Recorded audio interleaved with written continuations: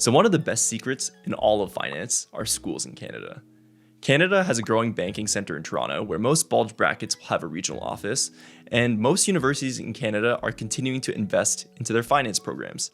In this video, we are going to talk about target schools specifically in Canada, and we're also going to talk about the common paths that you can take. So there are really 4 paths you can take into investment banking from Canada. The first is to work for a top elite boutique or bulge bracket. Now, most of these are going to be US based. A lot of the jobs are going to be in New York or San Francisco, but they also have a lot of regional offices in places like Toronto or Calgary. Secondly are the global mid-market and boutique type firms that don't have offices in Canada. On the Canadian side, doing most of the domestic deals are the big 6 Canadian banks that all have strong investment banking operations. And then you have your Canadian-focused investment banks and boutiques, which are still growing and primarily Canadian-focused. So in order to do this exercise, we took a data sample from LinkedIn of all investment banking analysts that graduated between 2014 and 2019, and then we filtered that list through the different categories we just talked about. So if you worked at a global investment bank, a Canadian Big 6, or Canadian boutique, you would be included in this list. In my opinion, the clear targets are Western, which has the Ivey Business School, Queen's, and McGill. And honestly, Western has a lot more hires than Queen's, and Queen's has a lot more than McGill.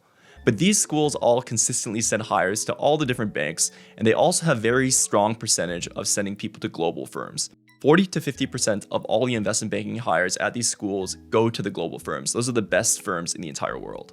It's worth noting that Western still has a 20% market share of all Canadian jobs, and Queen's has about 15% market share. So they have strong performance both in the US and Canada.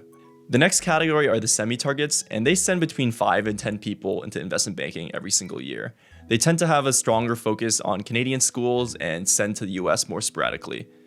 2 schools I'd like to call out. The first one is Waterloo. Honestly, I think that one day Waterloo is going to be a definitive target school because their co-op program is so strong and they're building an incredible reputation in California in the Bay Area that I think their investment banking numbers are going to go up significantly. The second school is UBC Sauder because they have a program called PMF, or the Portfolio Management Foundation, that consistently sends people to the best buy-side firms in the entire world. Honestly, the placement of the PMF program rivals that of Penn and Harvard even. But the thing is that the program is so small, it's hard to credit the entire school for its performance. As you go further down the list, a lot of these schools only have job placement in a particular city or in a particular industry. So if that's you, you have to make sure to play to your strengths. So you can see from the data, the Western and Queen's are the clear 1 and 2 when it comes to investment banking placement. Collectively, they represent about half of all investment banking offers that are received by Canadian schools. But honestly, investment banking is still possible at all the semi-targets as well. You'll just have to be part of that elite group, that top 15 to 20 people in your school that are going after these jobs. One last thing to note is that the visa situation between US and Canada has definitely gotten worse over the last couple of years. The number of firms that are willing to sponsor Canadians is on the decline, and that might make domestic jobs in Canada even more attractive.